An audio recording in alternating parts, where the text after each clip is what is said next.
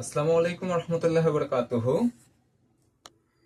আমরা ইসলামের অতীত নিয়ে বলছিলাম, আলোচনা করব, চালিয়ে যাব। নিজের ধর্ম সম্পর্কে অবশ্যই জানতে হবে, কারণ ইসলাম শুধু না, যে কোনো ধর্ম জানা প্লাস মানা ইজুকাল টু হচ্ছে ধর্ম। এই সূত্রটা অবশ্যই মাথায় রাখতে হবে। যে কোনো কিছু আমরা জ্ঞান অর্জন করি না কেন, সেটা দুনিয়ার মধ্যেই সীমাবদ্ধ। মরে যাব, সব জ্ঞানই শেষ হয়ে যাবে, সব কিছুর দুনিয়াতেই শেষ হয়ে যাবে। কিন্তু ইসলামিক যে জ্ঞানগুলো, সেগুলো শুধু জানলে হবে না, এগুলো মানতে হবে। তাহলে সেটা মরার পরেও কাজে লাগবে। ইসলাম ধর্ম হলে ইসলাম ধর্মে, হিন্দু ধর্ম যারা পালন করে তারা হিন্দু ধর্ম, খ্রিস্টান ধর্ম, বৌদ্ধ ধর্ম, যে ধর্মেরই হোক না কেন, ধর্মীয় যে জ্ঞানটা, সেটা জানার নাম শুধু ধর্ম না, মানার নাম হচ্ছে ধর্ম। তার মানে আমরা ধর্মীয় জ্ঞানগুলো কে কতটুকু জানি সেটা ধর্ম না, কে কতটুকু পালন করি সেটা হচ্ছে ধর্ম। তার মানে ইসলাম ধর্ম হোক, হিন্দু ধর্ম, যে কোনো ধর্মই হোক, জানা প্লাস মানা ইজুকাল টু ধর্ম। ওকে, ফাইন, সূত্রটা অবশ্যই মাথায় রাখবো। তো গত ক্লাসে আমরা বলছিলাম, গত আলোচনা বলছিলাম আমরা ইসলামের অতীত নিয়ে জানবো। সেখান থেকে আমরা একটু যদি চিন্তা করি যে প্রত্যেকটা মানুষ দুইটা চরিত্র অভিনয় করে। পৃথিবী একটা নাট্যশালা। একজন শেক্সপিয়ার বলছিল যে পৃথিবী একটা নাট্যশালা, এখানে সবাই অভিনেতা। সো পৃথিবী যেহেতু নাট্যশালা, আমরা সবাই যেহেতু অভিনেতা, তার আমরা প্রত্যেকটা মানুষকে অভিনয় করতে হচ্ছে। বেসিক যদি আমরা পার্থক্য করি, তাহলে প্রত্যেকটা মানুষকে দুইটা চরিত্রে অভিনয় করতে হচ্ছে। এক, হয় সে কোন একটা নেতা, অথবা হয় সে কোন একটা কর্মচারী, অর্থাৎ হয় সে মালিক অথবা কর্মচারী, দুইটার একটা। এর মাঝামাঝি কোনো অপশন কিন্তু নাই। এখন আপনি বলবেন আমি তো কর্মচারী না, আমি মালিক, আমি বুঝবো কিভাবে? ওকে ফাইন, একটু উদাহরণ দিচ্ছি, আশা করি বুঝে যাবেন। আপনি কোনো একটা ফ্যামিলির সবচেয়ে ছোট মানুষ ধরে নিলাম, আপনি একেবারেই ছোট। একটা ফ্যামিলিতে 10, 12, 15 জন সদস্য, এর মাঝে আপনি সবার ছোট। তা আপনি যতদিন ওই ফ্যামিলি সবার ছোট থাকবেন, ততদিন আপনি একজন কর্মচারী হিসেবে অভিনয় করবেন, সবার হুকুম পালন করবেন, যে যা বলবে সেটাই করবে। সো এটা হচ্ছে, আপনি হচ্ছেন একজন কর্মচারী। সো এবার আপনি কোনো না কোনো এক সময় বড় হবেন, সংসার করবেন। যখন আপনি বড় হবেন, যখন আপনি সংসার করবেন, তখন আপনি ওই সংসারের কর্তা। তার মানে আপনি ওই সংসারের একজন নেতা। তার মানে আপনি দেখেন, আপনি কিছুদিন কর্মচারী ছিলেন, নির্দিষ্ট সময় পর্যন্ত কর্মচারী, নির্দিষ্ট সময় শেষে আপনি হয়ে যাচ্ছেন নিজেই নেতা। তার মানে আপনার দুইটা চরিত্র। ছোটবেলা আমরা যদি শৈশব এবং কৈশোর চিন্তা করি, আমরা সেই সময় কর্মচারী থাকি। যখন আমরা ফ্যামিলিগতভাবে বা সংসার জীবনে প্রবেশ করি, তখন আপনি হয়ে যাচ্ছেন একজন নেতা। তার মানে আপনাকে দুইটা চরিত্রে অভিনয় করতে হচ্ছে। তো আমরা যদি একটু ইসলামিক ভাবে দেখি, তাহলে এই দুইটা চরিত্র যদি আমরা আদর্শ হিসেবে মেনে নেওয়ার কাউকে চেষ্টা করি, আমি ব্যক্তিগতভাবে দুইটা চরিত্রকে মেনে নেওয়ার চেষ্টা করি। আপনি যদি চান আপনার চরিত্রের সাথে মিল রেখে ইসলামে কাউকে না কাউকে আপনি অবশ্যই পেয়ে যাবেন, কাউকে না আপনার চরিত্রের সাথে মিল 100% আছে। কারণ ইসলাম ধর্ম শুরু হয় 1400, আজ থেকে প্রায় 1450 বছর আগে।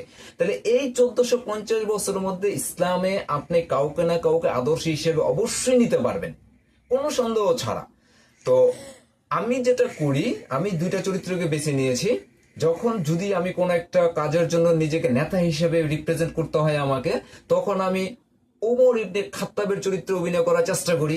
ইসলামের দ্বিতীয় খলিফা ওমর ইবনে খাত্তাব, উনি এক সময় কর্মচারী ছিল। আবু বকরের আগ পর্যন্ত, আবু বকর রাদিয়াল্লাহু আনহু যখন ইন্তেকাল করে, তখন উনি ইসলামের সর্বসভা হয়ে ওঠে। তো তখন উনি একটা চরিত্র অভিনয় করে, আবু বকর সিদ্দিক রাদিয়াল্লাহু আনহু এর আগে, ক্ষমতার গ্রহণের আগে উনি একটা চরিত্রে অভিনয় করে। তো ওমর ইবনে খাত্তাব রাদিয়াল্লাহু আনহু যখন নেতা হলো, তখন তার চরিত্রের আমূল পরিবর্তন হলো। উনি ওনার প্রফেশনালে ঢুকার চেষ্টা করে, তারপর উনি সিদ্ধান্তগুলো দিত, কার্য পরিচালনা করতো। সেম একইভাবে আমি যদি কখনো নেতার হিসেবে আমাকে রোল প্লে করতে হয়, আমি সবসময় মাথায় রাখি আবু বকর রাদিয়াল্লাহু আনহু এর কথা, ওমর ফারুক, ওনার কথা আমি সবসময় মাথায় রাখার চেষ্টা করি, যে এই পরিবেশ পরিস্থিতিতে ওমর ইবনে খাত্তাব রাদিয়াল্লাহু আনহু কি করতো, উনি কি সিদ্ধান্ত নিত, উনি কি চিন্তা করতো, সেটা করার আমি চেষ্টা করি। এখন আপনি বলতে পারেন আমাদের তো সবার উচিত হযরত মুহাম্মদ সাল্লাল্লাহু আলাইহি ওয়াসাল্লামকে অনুসরণ করা। তো আপনি কেন ওমর ইবনে খাত্তাবকে অনুসরণ করেন, আবার আরেকজনের নাম বলবেন, দুইটা নাম কেন? আপনি কেন হযরত মুহাম্মদ সাল্লাল্লাহু আলাইহি ওয়াসাল্লামকে অনুসরণ করেন না? উত্তরটা হচ্ছে, স্বয়ং আল্লাহ তাআলা হযরত মুহাম্মদ সাল্লাল্লাহু আলাইহি ওয়াসাল্লামের চারিত্রিক সনদপত্র দিয়েছে। পবিত্র কোরআনে আল্লাহ তাআলা কয়েকটা জায়গায় বলছে, আপনি আল্লাহর রহমতে নিজেকে আপনি আল্লাহর রহমতে সবসময় আবিষ্কৃত থাকেন। আল্লাহর রহমত আপনার উপর, আল্লাহ চেয়েছে বলে আপনি উত্তম চরিত্রের অধিকারী হয়েছেন। সো ওনার সার্টিফিকেটের চরিত্র স্বয়ং আল্লাহ দিচ্ছে, কিন্তু আবু বকরের চরিত্র কিন্তু স্বয়ং আল্লাহ দেয় নাই, আল্লাহ রাসূল দিয়েছে। সো আমি চাইলেও আল্লাহ রাসূল হতে পারবো না, ওনার চরিত্র অনুসরণ আমি করতে পারবো না, এটা সম্ভব না। আল্লাহ রাসূলের প্রসিদ্ধ আমরা যেটা 4 জন বলি, কিন্তু আসলে ওনার স্ত্রী ছিল 11 জন। 11 জন স্ত্রীকে ম্যানেজ করা, 11 জন স্ত্রী কেউ তার সম্পর্কে কোনো নেগেটিভ কিছু বলতো না, তার শুধু গুণ আর গুণ, তার কোনো চুলচেরা বিশ্লেষণ চলছে, স্টিল এখনো চুলচেরা বিশ্লেষণ চলছে তার বিরুদ্ধে। একটা মিথ্যা হোক আর সত্য হোক, একটা অপপ্রচার চালানোর জন্য আমরা খুঁজেই পাচ্ছি না তার কোনো ভুল ত্রুটি। 100 মনীষীর জীবনের মধ্যে ওনাকে 1 নম্বর রাখা হয়েছে।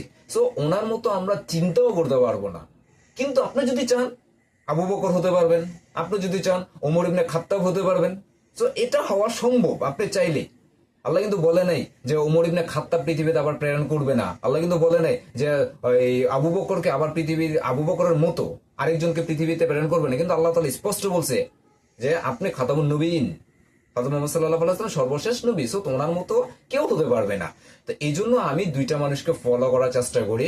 যখন আমাকে নেতৃত্ব স্থানীয় চরিত্রে অভিনয় করতে হবে, কাজ করতে হবে, কোনো দায়িত্ব পালন করতে হবে, সেক্ষেত্রে আমি ওমর ইবনে খাত্তাবের চরিত্রে অভিনয় করার চেষ্টা করি, ওনার চরিত্রে ঢোকার চেষ্টা করি, ওনার মতো চিন্তা করার চেষ্টা করি। কতটুকু পারি জানি না, তবে আমি যতখানি কাজ দিয়েছি সফল হয়েছি আল্লাহর রহমতে। আল্লাহ আমাকে কখনো ব্যর্থ করেননি। এরপর যদি আপনি এখন প্রশ্ন করবেন, আপনি যখন সোলজার হিসেবে চাকরি করবেন, সোলজার হিসেবে অর্থাৎ একজন কর্মচারী হিসেবে যখন আপনি যে কাজ করতে হবে, দায়িত্ব পালন করতে, তখন আপনার কার চরিত্র অভিনয় করার চেষ্টা করবেন, তখন আপনি কাকে আদর্শ মানেন, তখন আপনি কার মতো হবেন। সেই ক্ষেত্রে আমি হওয়ার চেষ্টা করি খালিদ ইবনে ওয়ালিদের মতো, যাকে আল্লাহ তাআলা সাইফুল্লাহ উপাধি দিয়েছে, যে সরাসরি ইসলামের বিরুদ্ধে যুদ্ধ করেছে, আবার ইসলামের পক্ষেও যুদ্ধ করেছে। সে যখন ইসলামের বিরুদ্ধে যুদ্ধ করে তখনও সে জয় অর্জন করে, আবার যখন ইসলামের পক্ষে যুদ্ধ করে তখনও সে জয় অর্জন করে। এই খালিদ ইবনে ওয়ালিদের জীবনে কোনো পরাজয় নাই। এমন একজন ব্যক্তি হচ্ছে খালিদ, যার জীবনে কোনো পরাজয় বলতে কোনো শব্দ নাই। গল্প বলতেছি না, নাটক না, কোনো সিরিয়াল গল্প না, ইটস ট্রু, একেবারে চিরন্তন ধ্রুব সত্য। খালিদ ইবনে ওয়ালিদের জীবনে কোনো পরাজয় নাই। উনি ইসলামের বিপক্ষে হযরত মুহাম্মদ সাল্লাল্লাহু আলাইহি ওয়াসাল্লামের বিরুদ্ধে যুদ্ধ করেছিল, যে যুদ্ধের রেজাল্ট ছিল অমীমাংসিত বলা হয়। কাফেররা বলে কাফেররা জিতেছে, ইসলাম বলে মুসলিমরা জিতেছে, রেজাল্টটা ছিল অমীমাংসিত। এরপরে যখন খালিদ বিন ওয়ালিদ ইসলামের পক্ষে আসলো, ইসলাম ধর্ম গ্রহণ করলো, এরপরে হযরত মুহাম্মদ সাল্লাল্লাহু আলাইহি ওয়াসাল্লাম আদেশে উনি যতগুলো যুদ্ধ করেছে প্রত্যেকটা যুদ্ধে উনি জয়লাভ করেছে। উনি একজন ছিল সোলজার, একজন কর্মকর্তা, উদ্বোধন কর্মকর্তা ছিল, কিন্তু উনি একেবারে সর্বশ্রেষ্ঠ কর্মকর্তা ছিল না, অর্থাৎ একেবারে ক্ষমতা সর্বোচ্চ আসীনে উনি ছিল না, উনি একজন সোলজার ছিল। তো আপনি যখন সোলজার হিসেবে কাজ করবেন, আমি বলবো আপনি খালিদ বিন ওয়ালিদ এর মতো হয়ে কাজ করা উচিত। আর যখন আপনি নেতৃত্ব স্থানে থাকবেন, তখন আপনার উচিত ওমর ইবনে খাত্তাবের মতো। সো আশা করি আমার কথাগুলো বুঝতে পেরেছেন। আমার মূল সামারিটা যদি আমি বলি, যে আপনি অবশ্যই ইসলাম ধর্মের হোক, যে ধর্মই পালন করে নিয়ে গেল, প্রত্যেকটা ধর্মে আপনার মতো কোনো না কোনো আদর্শবান ব্যক্তি 100% আছে। আপনি একটু খোঁজ খবর, আপনার চরিত্রটা কয়েকটা 10টা বৈশিষ্ট্য, আপনি একটা পেজ নেন, পেজ নিয়ে 10টা বৈশিষ্ট্য আপনি লিখবেন।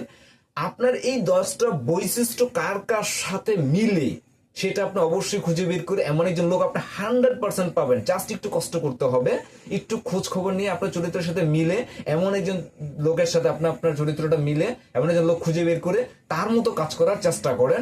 তবে 2 জন নেবেন আমার মতো, সর্বোচ্চ এবং সর্বনিম্ন, কারণ এই 2টা চরিত্র আমাদেরকে প্লে করতে হয়।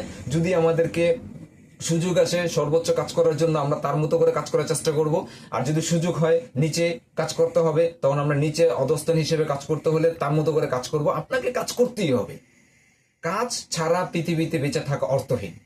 বৃদ্ধ মানুষ যারা বেঁচে থাকে তাদের জীবনটা ভাবা না, আপনার বা আমরা যারা কর্মটা আছে তাদের জীবনের মিনিংটা বোঝেন, দুটো 2 জিনিস।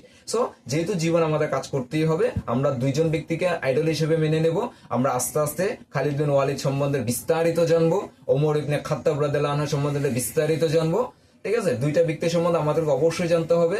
লাস্ট কথা, যে জাতি তার অতীত সম্পর্কে জানে না, সেই জাতি কখনো উন্নতি সাধন করতে পারে না। ধন্যবাদ সবাইকে এতক্ষণ পাশে থাকার জন্য।